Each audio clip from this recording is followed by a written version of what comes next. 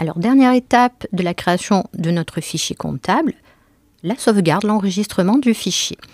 Donc, la quatrième étape de l'assistant me propose donc de parcourir mon fichier. Lorsque je clique sur cette commande-là, j'accède à l'explorateur Windows et je vais pouvoir nommer mon fichier et choisir le répertoire d'enregistrement. Donc moi, j'ai décidé d'enregistrer le fichier donc dans un répertoire que j'ai appelé cas d'usage Sage.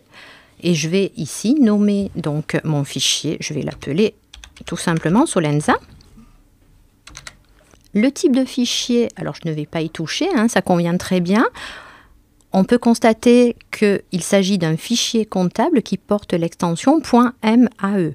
Donc MAE étant l'extension des fichiers comptables Sage. Enfin, la capacité en kilooctets, 1000. On peut également prévoir un petit peu plus. On pourrait modifier ceci si on pense que le fichier prendra beaucoup plus de place que ceci. Mais cette capacité-là est variable. Donc pour la taille du fichier que l'on va créer, je vais laisser la valeur par défaut. Ça conviendra très bien. Et j'enregistre.